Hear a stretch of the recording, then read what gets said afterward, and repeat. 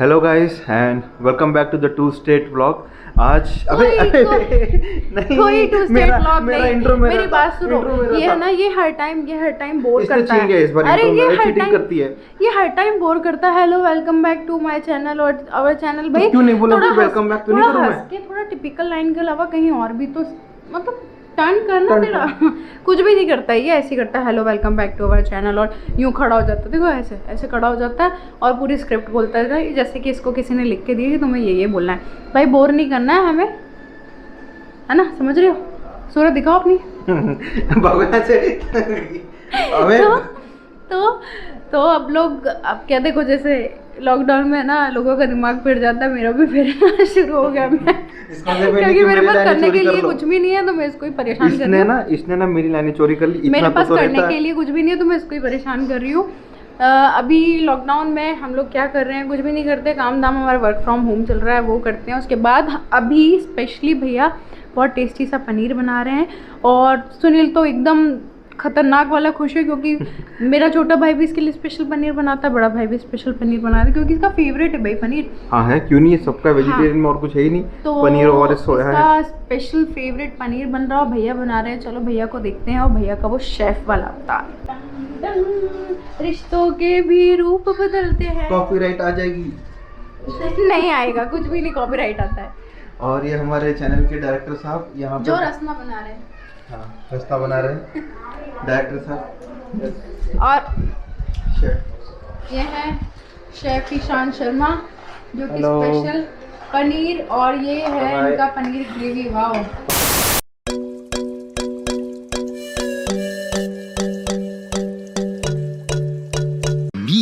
इधर यूं यूं, और है ना, मैं और पूपा जी की तरफ देखना, थोड़ा सा नीचे। आप हाँ हाँ, यस यस। आजा। चुटको यूं करो, यूं करो, यूं। हाँ ऐसे।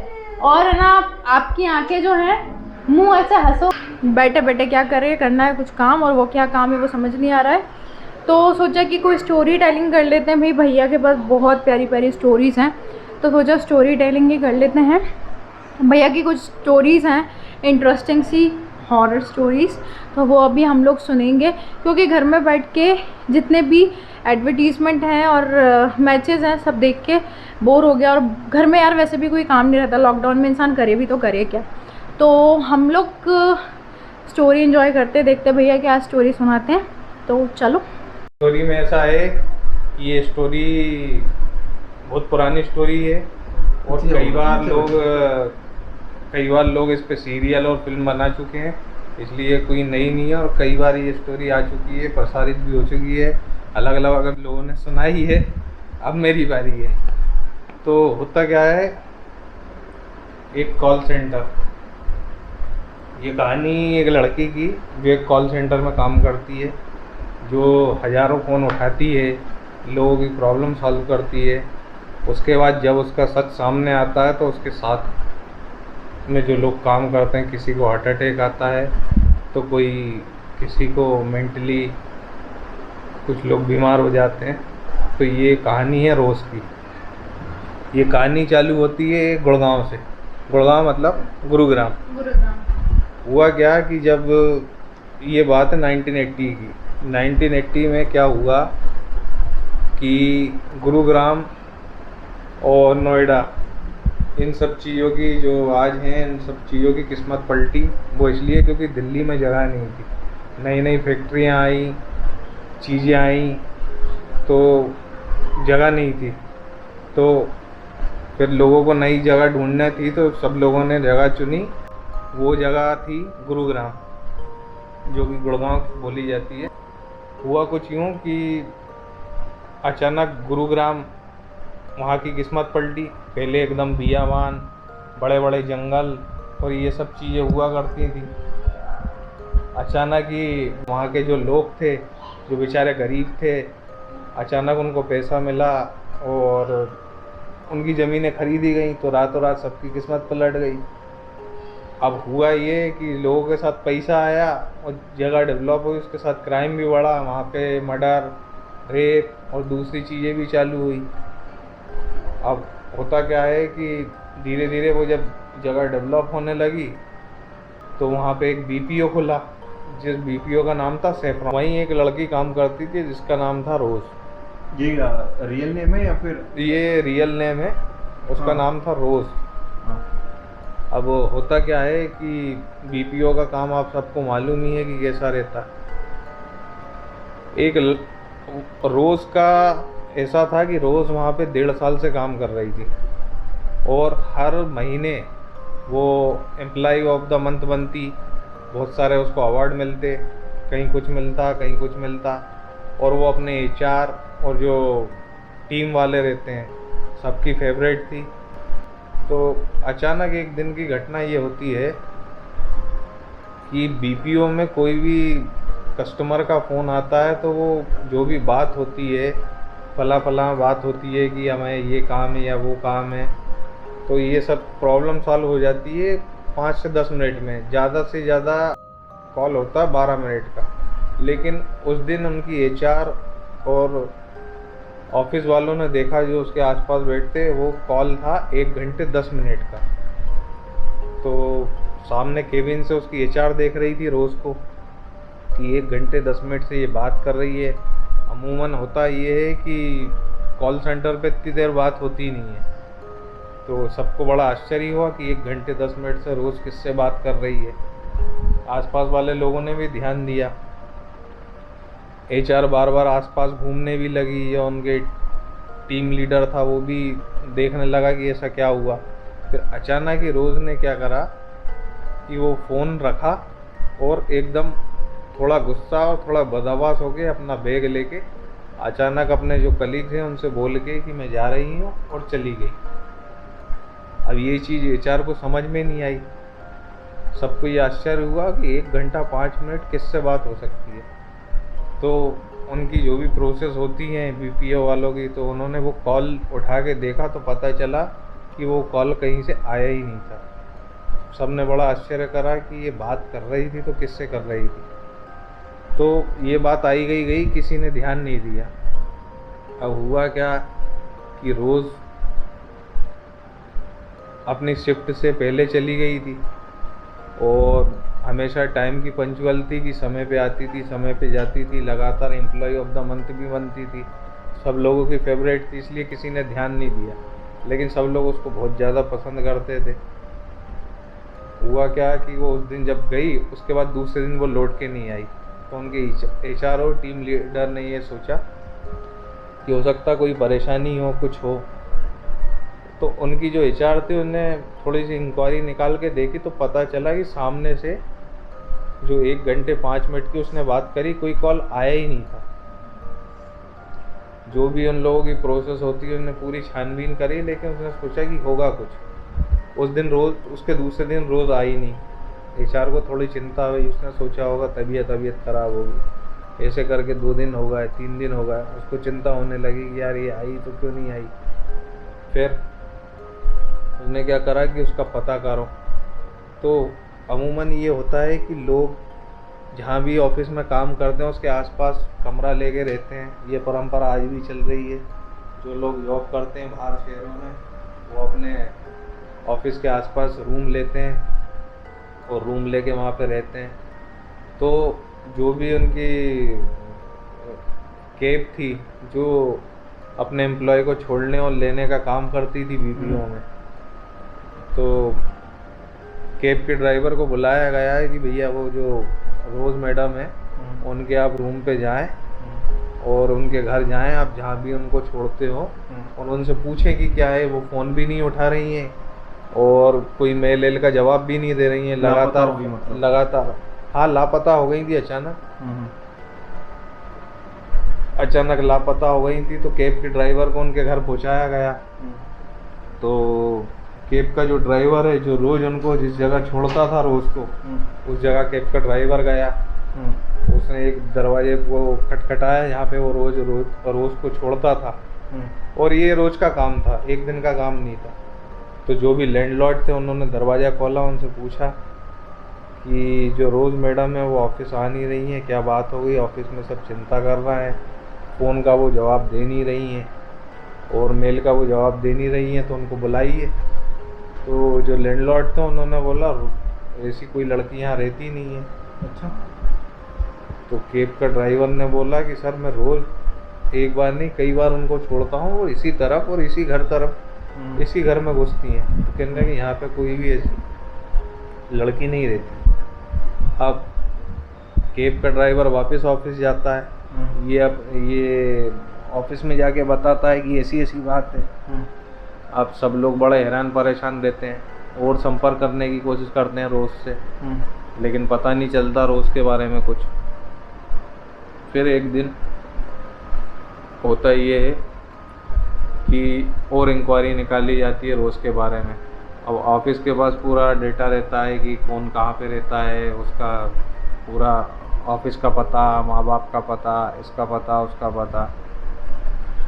वो फिर से उस पते पे जाते हैं, आसपास के घरों में पूछते हैं तो कोई बोलता है कि पता नहीं रोज़ कहाँ पे क्या है। तो होता क्या है कि उनके जो डाटाबेस में पूरा इन्फॉर्मेशन रहती है एम्प्लॉय की बीपीओ में, तो उनके एचआर को उसका पता मिल जाता है। उसके जो एक्चुअल माता पिता रहता है उनका पता मिल जाता है। तो वो अपने जो एम्प्लॉय रहते हैं, जो उसके साथ काम करते हैं, जो उसके साथ लंच करते हैं, जो उसके साथ लगातार आसपास की चेयरों पे बैठते हैं, तो उसमें से एक लड़का रहता है विवेक नाम का, उसको भेजा जाता है। उसकी और रोज़ की बॉन्डिंग अच्छी थी, तो विवेक को भेजा जाता है कि जाके आप रोज़ के घर पे मतलब देखो ये जो पता मिला है। तो अचानक एक घर पे जो ऑफिस से कुछ ही 2 से 2.5 किलोमीटर दूरी पे था, तो पता चलता है कि उसके वो असली माँ बाप निकलते हैं रोज़ के, वो दरवाज़ा खोलते हैं। विवेक जाता है, बैठता है। वो विवेक जाके डायरेक्ट बोलता है कि अंकल रोज़ ऑफिस नहीं आ रही है, ना मेल का जवाब दे रही है, ना फ़ोन उठा रही है। तो वो अंकल जो रोज़ के पिताजी रहते हैं वो उसको अंदर बुलाते हैं, बिठाते हैं। फिर से पूछा जाता है उससे कि क्या हुआ। वो कहती है कि अचानक उसने ऑफिस आना छोड़ दिया और वो फ़ोन का भी जवाब नहीं दे रही है। 1980 में लैंडलाइन वगैरह थे, तो उसका जवाब नहीं दिया जा रहा था। तो अंकल बोलते हैं कि आप जिस रोज़ की बात कर रहे हो बेटा, वो 8 साल पहले मर चुकी है। तो उसको विवेक को लगता है कि या तो मैं गलत घर में आ गया या ये अंकल झूठ बोल रहा है। लेकिन होता क्या है कि वो फ़ोटो वोटो अपने घर में जो भी रहता है वो रोज़ के फ़ोटो वगैरह दिखाते हैं, तो वो फ़ोटो वही निकलते हैं रोज़ के। अच्छा। अब विवेक बदआभास होकर एकदम ऑफिस की तरफ भागता है, सबको बताता है कि रोज़ के साथ ऐसा ऐसा है। कोई उस बात को नहीं मानता। तो उसके जो कलीग थे जो साथ में उसके लंच करते थे, एक दोस्त को, एक जो उसकी सहेली थी उसको अचानक हार्ट अटैक आया, और एक जो साथ में विवेक था उसकी मेंटल स्थिति ख़राब होने लगी। अब ये बातें बाद में जब पता करी और पुलिस को इसके बारे में इन्फॉर्म करा, तो पुलिस ने केस लेने से, रजिस्टर्ड करने से मना कर दिया कि किस बिना पे रखें। कोई किडनैपिंग का केस नहीं है, घर वाले बोल चुके हैं। तो लड़की भी मतलब 8 साल पहले मर चुकी है। बाद में इस चीज़ की छानबीन करी तो पता चला कि पुराने समय में ये जो रोड जाती थी ये कहीं ना कहीं गुरुग्राम से वाया जयपुर भी जाती थी। तो बीच जंगलों में होता क्या था कि पहले आपको मालूम है कि इंडिया में डाकू वाले सिस्टम ज़्यादा थे, तो जो भी राहगीर या लोग निकलते थे तो उनको लूट लिया जाता था और बाद में उनका कत्ल करके उनको वहीं दफना दिया जाता था। तो कई जब ये चीज़ें डेवलप हो रही थी तो धीरे धीरे खुदाई चालू हुई। तो खुदाई में कई कंकाल निकले, कई मतलब ऐसी हड्डियाँ वगैरह निकलने लगी। धीरे धीरे हर चीज़ डेवलप होने लगी, ऊपर बड़े बड़े ब्रिज बनने लगे, कई ऑफिस बने, मल्टीनेशनल कंपनी आई, बीपीओ बनने लगे। उसी कब्रिस्तान पे जहाँ पे रोज़ की कवर हुआ करती थी उसके ऊपर अचानक 1.5 साल में एक बिल्डिंग तैयार हो गई, और रोज़ ने फिर वही जगह चुनी। उनके ऑफिस वालों को ऐसा शक हो गया था कि कई कॉल ऐसे आते हैं जो कि कॉल होते नहीं हैं, सिर्फ सामने वाला एक तरफ से बात कर रहा, दूसरी तरफ से कोई आवाज़ ही नहीं आ रही। उस दिन रोज़ के साथ यही हुआ कि 1.5 घंटे रोज़ ने बात करी और उसकी एचआर ने उस बात पे ध्यान दे लिया। ये है रोज़ की स्टोरी। और आप और भी ऐसी स्टोरी सुनना चाहते हैं तो प्लीज़ कमेंट में नीचे लिखिए। और भैया के पास स्टोरियों की भंडार है, क्यों, है ना? बहुत सारी स्टोरियाँ हैं पुरानी लेकिन मज़ेदार हैं। और कई सारी जो खुद के साथ हुई है वो भी स्टोरियाँ है। ये तो सुनी सुनाई स्टोरियाँ थी जो मैंने बताई, बाकी खुद के एक्सपीरियंसेस भी है। वो स्टोरी भी आपको बहुत जल्दी सुनने को मिलेगी। अगर अच्छी लगे तो लाइक करें, कमेंट्स करें, थैंक यू, शेयर करें। A very good morning to everyone. मैं अभी भी थोड़ी देर पहले उठा हूँ, अभी लगभग 11 बज चुके हैं। बस ये बोलना चाहता हूँ कि आप लोग सेफ़ रहो, घर से बाहर कम ही निकलो। इवन फॉर मेडिसिन केस आपको घर से बाहर निकलने की ज़रूरत नहीं। 1mg एक एप्लीकेशन है, ये वीडियो कोई स्पॉन्सर्ड नहीं है 1mg से, ऐसा कुछ नहीं है, बट 1mg एक ऐप है जहाँ से आप घर बैठे बैठे भी मेडिसिन ऑर्डर कर सकते हो, जिससे आप बाहर जाने का चांस भी आपका कम रहेगा और कोविड को एक्सपोज होने का चांस भी आपका काफ़ी कम हो जाएगा। और अभी कशु एंड छुटकू का फ्लिपकार्ट का ऑर्डर आया है नीचे, मुझे अभी भी इंफॉर्मेशन मिली है, तो चलिए देखते हैं कि क्या आया है उनके लिए।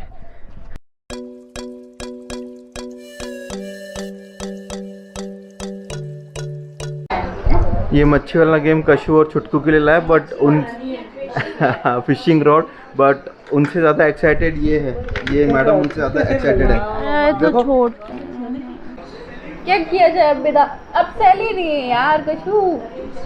सेल नहीं था, सेल लिया। सेल लाने के लिए मार्केट ओपन होना चाहिए, लॉकडाउन लगा हुआ है ना। अब क्या करें, इसको ऐसे ही देखे अपन मंगा लिया, सेल ही नहीं है हमारे पास यार। हमें गेम खेलना है। गेम तुम्हें खेलना है, ऐसे खेलना है? मुझे भी खेलना है, 4 वाला स्लॉट मंगाया है। तुम क्या करोगे? मैं मच्छी पकड़ूंगा। स्टार्ट करेंगे अक्कड़ बक्कड़ में, वो 80-90 पूरे 100 में लग गए, भागा चोर निकल के भागा। मेरे से स्टार्ट होगा, ठीक है। हमें बैटरी नहीं मिली थी, फिर भी हम लोग ने बैटरी अरेंज करके ये गेम खेला, क्योंकि ये गेम बहुत इम्पोर्टेंट था। अच्छा,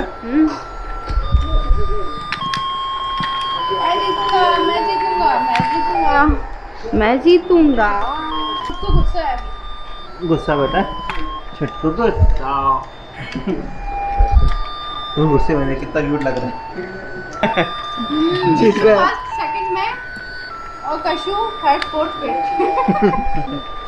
तो अगर आपको हमारा वीडियो पसंद आया है तो please like, comment, share and subscribe ज़रूर करिएगा और बेल आइकन को बजाइएगा टिंग टिंग करके, और आपको हमारे नोटिफिकेशंस मिल जाएंगे। तब तक के लिए कोविड से सेफ रहिए।